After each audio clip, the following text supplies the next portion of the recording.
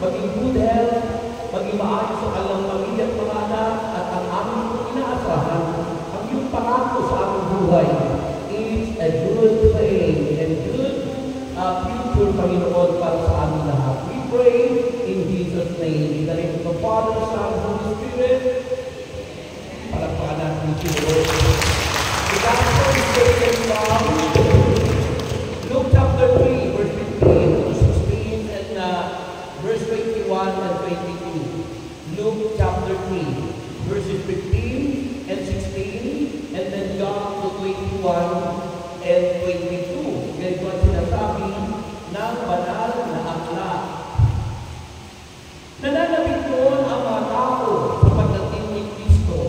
Kayo ba nananabik din? Mahina. Parang hindi may nananabik. Ulitin ko po. Nananabik doon ang mga tao sa pagdating ng Kristo. Kayo rin ba? At inakala nila si Juan mismo ang kanilang hinihintay. Ngunit dahil dito, sinabi niya sa kanila, pinabautismuhan ko kayo sa pamamagitan ng tubig, ngunit ang darating na kasunod ko, ang magbabautismo sa inyo sa pamamagitan ng Espiritu Santo at ng apoy.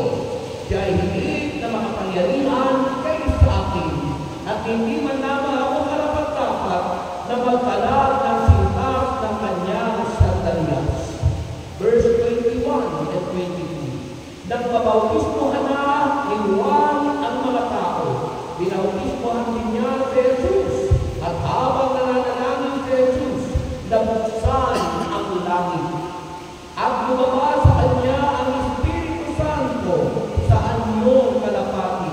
Isang tinig mula sa langit ang nagsabi, ikaw ang minamahal kong anak, lubos kitang pinalulugdan.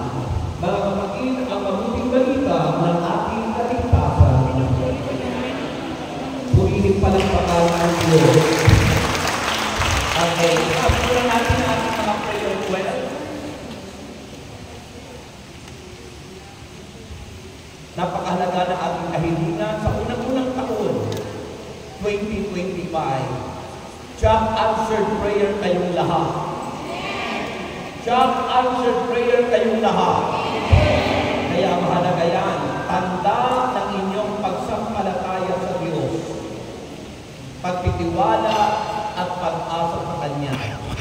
Panginoong Diyos, dalangin po namin na basbasan ang mga alit at na ito. Nawa po, Panginoon, ito'y maging masabyong handog para sa iyo. At nawa po, ang aming mga kahilingan ay maging answered prayer. At ito'y ang inaangkin, Lord.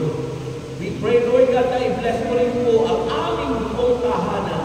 At inaangkin po namin tagumpay na ang lahat. Sa pangalan ni Jesus, anong sagot? Dahan-dahan na upo habang kinukolekta ang inyong mga prayer requests. Okay. Handa na kayong makinig. Hindi po sa haba, kundi sa inyong paikinig na kasalalay kung kayo'y pagpapalaki ng mensahe. Kasi kung hindi kayo makikinig, uuwi kayong bigo. Pero kung kayo'y makikinig, uuwi kayong tagumpay at mawawala ang inyong sakit at karamdaman dahil ang Diyos ay Diyos na nagpapagaling. Amen! Ang ating pong topic ay ang pangako ng Diyos. Alam niyo po ba kung anong pangako ng Diyos? Amen! The promise is the Holy Spirit. The important sa buhay po namin, ang napakahalaga sa buhay namin, the third person of the Trinity, ang ikatlong persona sa pagka-Diyos, the Father, the Son, and the Holy Spirit, and the ultimate promise of God is the Holy Spirit. Mahina. Ang pinakarunong at matinding pangako ng Diyos ay ang Espiritu Santo na siyang iniwan sa atin ngayon, mga kapatid. Amen.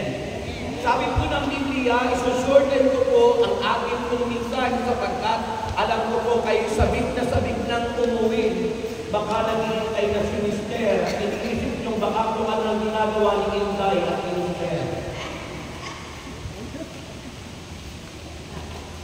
Sabi po ng verse 15 sa Biblia, sabi rito, ito po yung kapahayagan. It is a prophecy of God at ang sabi, nananabik noon ang mga tao sa pagdating ni Kristo. Pag sinabi kong Kristo, it means the Messiah. Nang ibig sabihin ng Messiah, hindi po na ang mahulugang nakasaya.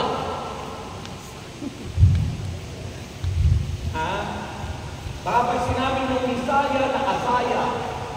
Pag sinabi kong Messiah, tagapagligtas. At naghihintay ang mga tao noong panahon iyon from the chosen people of God, which is the Israelites, ang mga Hudyo. Mahigit na ilang taon na walang propeta dahil ang huling propeta ang pinahayag ng pinarating ng Diyos ay si Malakias. At pagkatapos doon, mahabang taon na walang nagpapahayag ng magandang balita. Kaya sila'y nananabik sa pagdating ng ipinangako ng Diyos. At ang akala nila ay si Juan Bautista na ang kanilang iniintay na magliligtas sa kanila. Akala nila si Juan Bautista na ang Kristo. Akala nila si Juan Bautista na ang Messiah. Pero sinabi ni Juan Bautista, sabi niya, lagi ko sinabi niya sa kanila, pinabautismuhan ko kayo sa pamagitan ng tubig.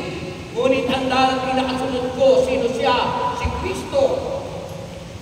Na darating na kasunod ni Juan Bautista ay magpabautismo sa inyo sa pamamagitan ng Espiritu Santo at ng apoy.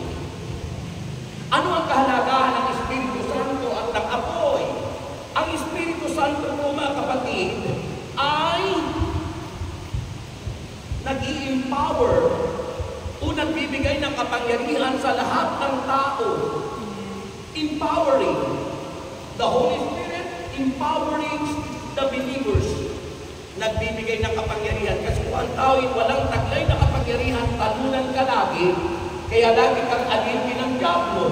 But because of the power of God from the Holy Spirit na tinanggap natin, sabi ng Acts 1:8, you shall receive power when the Holy Spirit comes upon you, and that will happen when you were baptized. So ikay bautismuhan, tinanggap mo yun, taglay natin lahat at tayo bautismuhan ang kapangyarihan ng Diyos upang labanan at talunin natin si Satanas sa ating mga buwan. Pinabitin yung palakpak mo. That's how important the Holy Spirit empowering the believers. Kaya sabi doon, si Kristong kasunod ni Juan Bautista ay babautismuhan niya tayo sa Espiritu Santo at sa apoy. Ano naman yung apoy? Yung apoy po ay transforming power. Nagbabago ng buhay ng tao. Tutukukin ng apoy ang ating mga karumihan at kahinaan.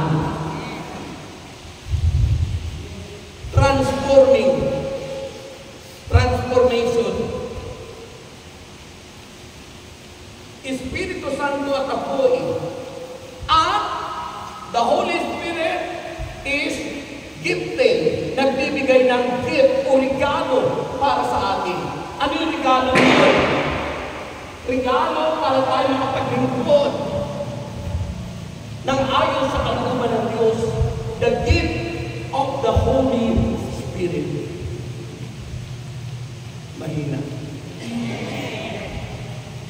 Pag tayo naglilingkod sa Diyos, hindi ayon sa gift of the Spirit, paghihinaan ka.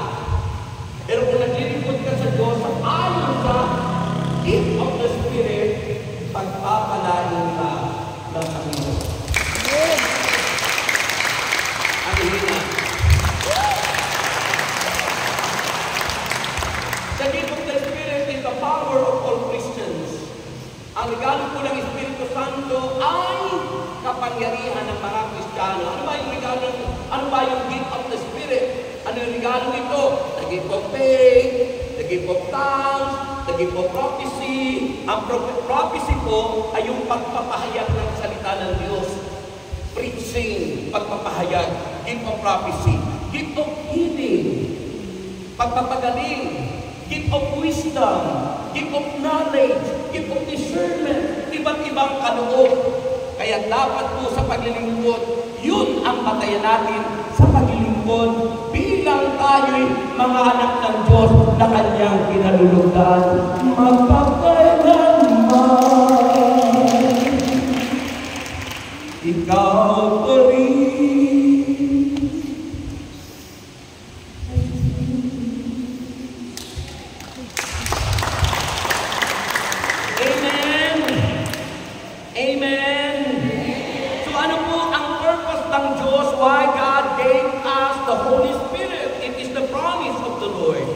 Kaya tingnan niyo po, kahit na si Kristo, nagpabautismo kay John the Baptist, even though that Jesus Christ is sinless, walang kasalanan.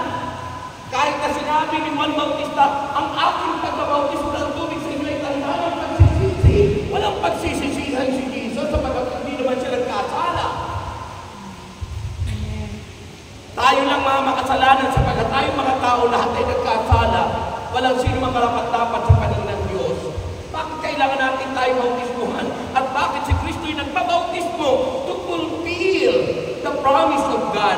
And the promise of God in the New Testament, in the Old Testament time, from the prophet Joel, chapter 2, sa verse 28 and 29.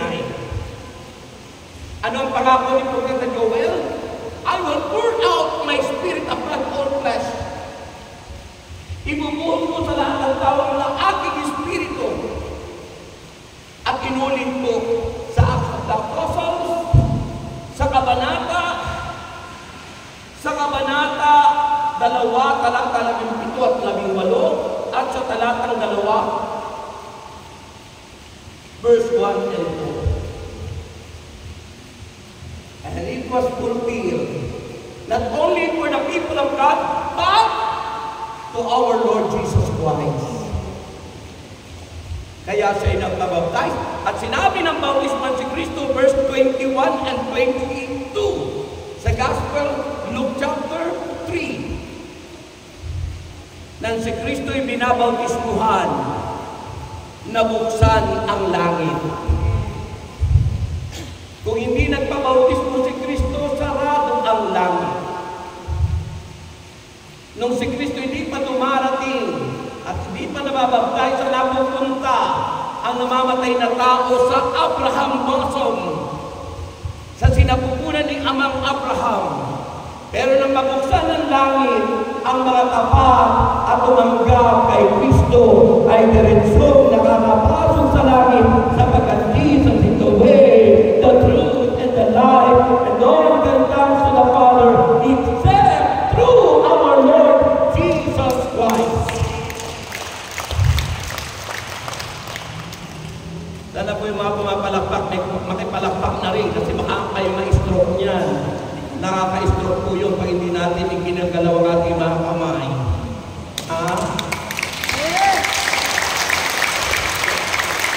Ang hina. At hindi lang nabuksan ang langit. Ano nangyari? Bumaba sa kanya ang Espiritu Santo in a form of dove. Saan yung kalapati? Tandaan niyo po, yung Holy Spirit po, hindi po yung kalapati. Nag-anyo lang. Kaya baka mamaya sinasamba niyo yung kalapati. Nag-anyo lang. Kasi Holy Spirit, Espiritu, hindi makikita. The symbol is white dove. Na anong ibig sabihin? Purity, kalinisan, banal. At pagkatapos na bumaba ang Holy Spirit, nagsalita ang Ama. Ito ang pinakamamahal kong anak na lubos kong kinalulugdan.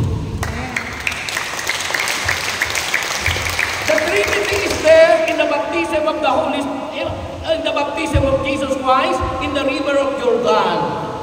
Jesus Christ is there. The Father nagsalita, the Holy Spirit bumaba. Kaya nandun ang Ama, ang Anak, at ang Espiritu Santo nasa sa Biblia, nasusulat, ipinakikita na ang pinakamahalaga dito ay yung pagsunod, pagpapasakop, even though maging si Kristo na tapat, banal, anak na ng Diyos, pero nagpasakop, nagpabautismo upang matupad ang kalooban ng Ama sa lahat.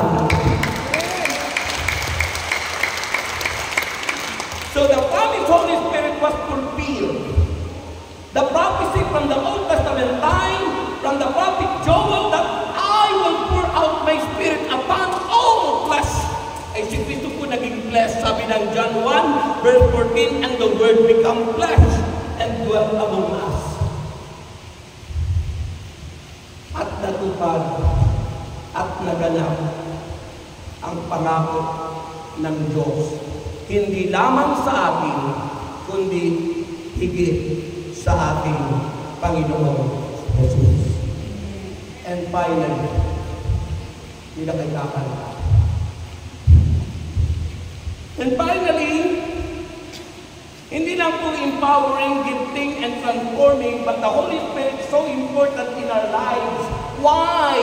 Because the Holy Spirit is the sanctifier, nagpapabanal sa atin. Kung wala ang Holy Spirit, hindi po tayo magiging banal. Ang nagpapabanal sa tao ay ang Espiritu Santo. Through His ministry, and the ministry of the Holy Spirit is the ministry of conviction through our conscience. Pag kayo ko'y nakukonsensya na, ibig sabihin tunay ang inyong pagbabalik loob sa Diyos. Ay may mga tao walang konsensya. Ibig sabihin may konsensya pero hindi pinapahalagahan, hindi pinakikinggan. And you know, without conviction, there is no conversion. Hindi magbabago ang tao, hindi nagpapahalaga sa konsensya niya. Kapag walang conviction sa tao at di mo pinahalagaan ang conviction, which is the work of the Holy Spirit in your life, abay, hindi ka po magbabago habang panahon na singgo ka, habang panahon chismosa ka, habang panahon na tumataya ka sa loto, habang panahon na singgera ka, habang panahon babaero ka, habang panahon kung ano-ano masamang ginagawa natin. But because of the conviction, yung kilos ng Espiritu Santo, pag yun ay ating pinahalagahan, magbabago ang buhay ng bawat isa. Alam niyo, nung pa ako tawagin ng Diyos, ang sama ng ugali ko. Ako po ay mahilig sa beer house, ako po ay mahilig sa panonood ng board show.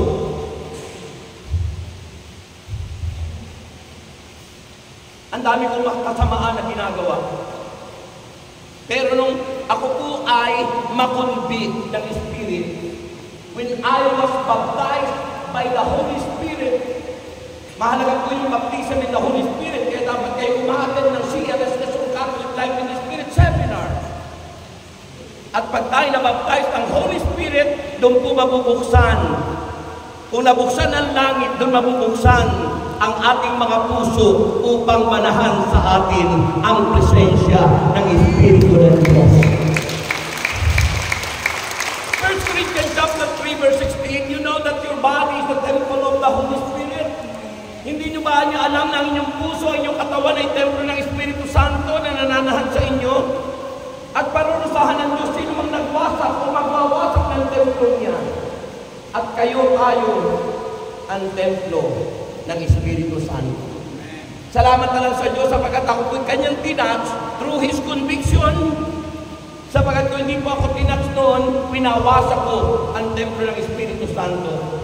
Nang dahil sa paglalasing, nang dahil sa beer house, nang dahil sa mga babaeng sumasapo po sa akin noon kapag nasa beer house. Ang pagwasak sa templo ng Espiritu Santo ay ang pagpapabaya sa ating katawan.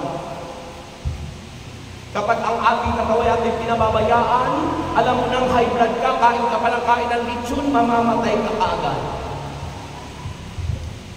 Alam mo nang hindi tama na kainin mga babagay na yun, pero ang tigas na puno natin, yun, hindi hahaba, hindi ka tatanda. Hindi ka tatanda. Bakit? Mamamatay ka kaagad. Sino ang gustong ayaw tumanda? Yung mga taong ayaw tumanda, mamamatay agad dahil sa pagiging suwain. Ha? Kaya ang gusto mong ayaw mong tumanda, kunin ka na agad ni Lord. Kain ka ng kain agad ng mga kahindan.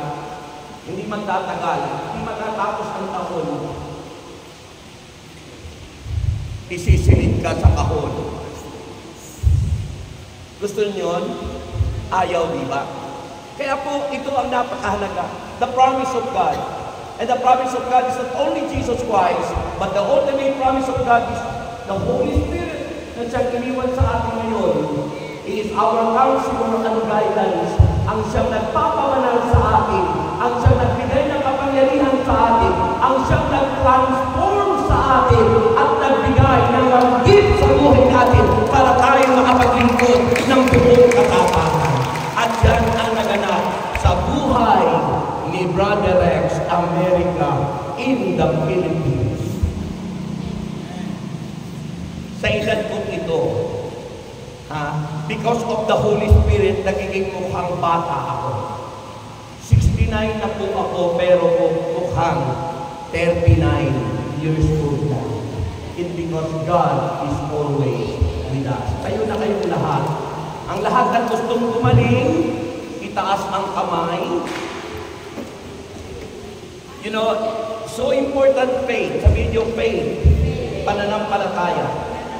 Ang tao walang pananampalataya, hindi mo mabibigyan kaluguran ang Diyos. Sabi ng Hebreo chapter 11,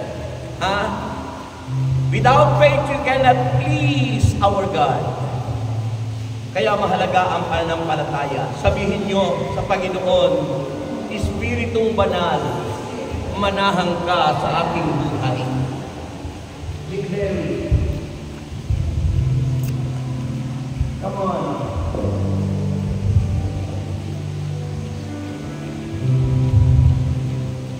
Hindi nakahandaan ka na. Nagkakaroon ka kaya naman.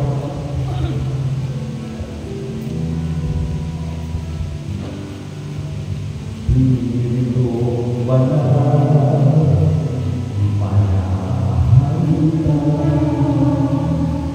Espiritong Banal, pinatawagan ka. Espiritong Banal, pakinggan mo ako. Espiritong Banal, kailangan Espiritong Banal, manahan ka. Espiritong Banal, tinatawagan ka. Espiritong Banal, pakinggan mo. Espiritong Banal, kailangan ko. Yes, kumilos ka sa buhay ko ito. Pagkat walang magagawa, kung wala ang presensya mo, Espiritong Banal, pingginan sa mundo. Kailangan ko ang pagtubay mo. Kumilos ka sa buhay mo ito. Pagkat walang magagawa, wala ang presensya mo.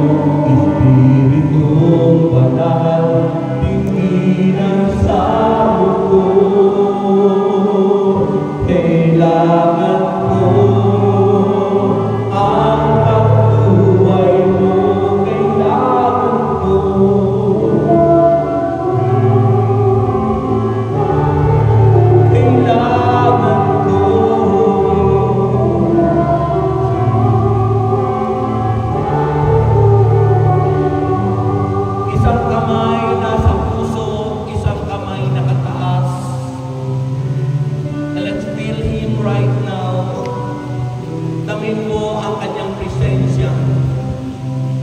ang Espiritu Santo sa iyong buhay. Damhin mo ang kanyang pagkilos. Damhin mo ang kanyang mabiyayang kilos sa buhay mo yan. Sa taong 2025, hilingin mo kung anong nais mo, kagalingan, kalakasan, anumang nais mo hingin sa Panginoon ayon sa kanyang kalooban ay mangyari at maganap. Father, I pray in the name of Jesus Christ of Nazareth, by the power of the Holy Spirit, to bless each and every one, Lord God. And I pray for healing and deliverance. We pray, Lord God, to extend your hands and touch them, Lord. Hipuin mo po sila. Touch them, Lord. Heal them, Lord. Heal them, Lord. In the name of Jesus Christ. Be healed. Be healed. Be healed in the name of Jesus. And I pray, Lord God, to bless our family, our children, Lord God, to bless their husband, wife, Lord God, at pagpalain ng lahat ng aming mga kamag-anak, kapamilya, kapuso, Lord God, at pinamagin namin ang patuloy na pananahumpay. Lord, cover us with your precious blood. Makasunod po kami sa iyong kalooban. Mangyari po, Panginoon, ang taong ito ay pagpapala para sa amin na hindi namin katamaran ang paglilingkod. Sa halip makapaglingkod kami ng buong puso at buong lakas. Maakay namin ang aming buong pamilya upang ang paglilingkod namin ay buong. Panginoon po ang aming samot na laging sa pangalan ni Jesus. Anong sagot? Anong sagot? Taas ang dalawang kamay at sabihin mo ngayon, I am healed. Magaling na ako. Sabihin mo ngayon, I am strong. Malakas na ako. Sabihin mo ngayon, I am rich. Magyaman na ako. At sabihin mo ngayon, I am good health. Wala akong sakit. At sabihin mo ngayon, I am more than conqueror.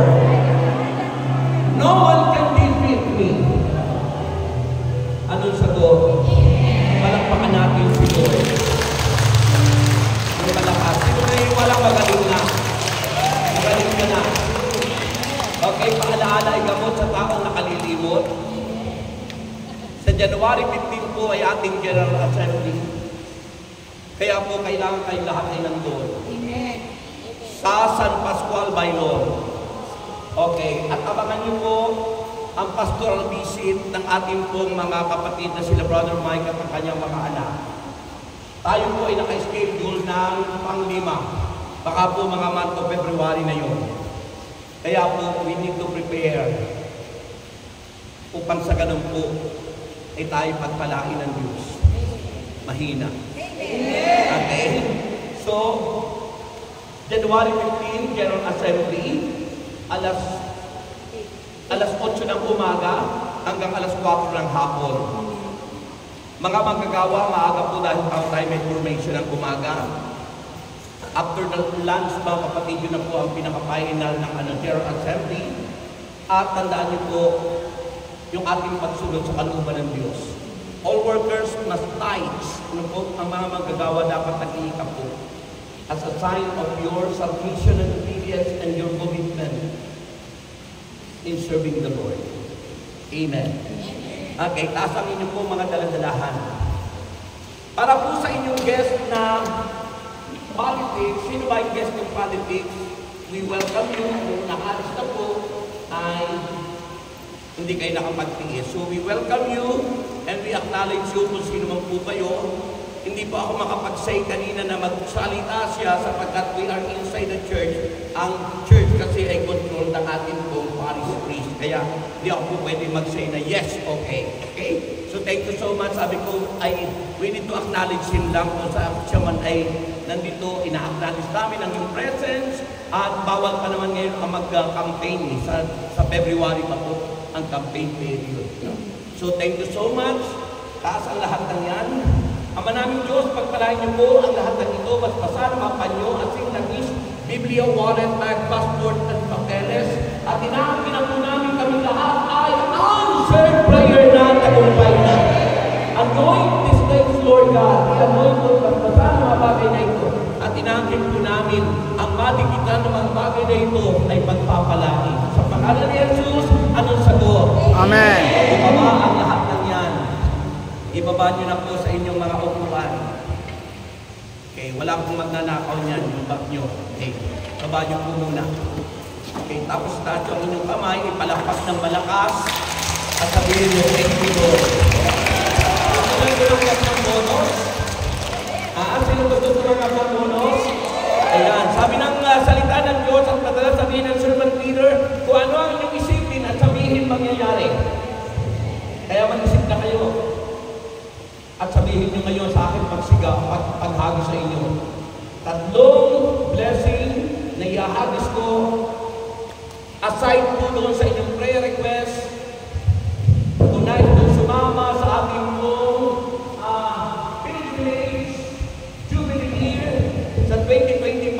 Tayo ay pupunta ni September sa Vatican City sa Roma. Yan, ang akin pong sister wife ang assign doon. Pwede na kayong makipag-contact sa kanya para po sa inyong nais sumama doon. Ako po kasama ng champion. Okay, magkita-kita tayo sa room. Doon po sa Vatican City. Doon po sa tinatawag na St. Peter's Square. Doon po tayo po ay kasamahan ni Pope Francis at siyempre pa ng ating Cardinal Lagri at pa ng iba natin. Sama-sana kayong lahat.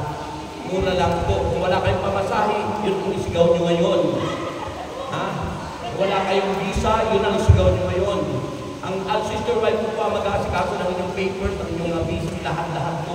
Kung kayo ay sasama, just contact her. Yan po ang visa Alarcon America sa kanyang messenger. Okay? Handa na po kayo? Handa na kayo? Handa na kayo? Kung gusto nyo po, alam na niyo pa sa Josie, yung kaibigan ng sister wife, tumagin namin magkasistay ang palangawan sa wife ko, ha? Okay. Okay. And may the Lord God bless us all now and forever in the name of the Father, Father pa lang po. Okay, magmadali. In the name of the Father, and of the Son, and of the Holy Spirit. Amen and amen. Unang biyaya ng Panginoon isigaw nyo kung anong nais nyo mangyayari. Ano man ang inyong isipin at sabihin mangyayari sa buhay nyo. Unang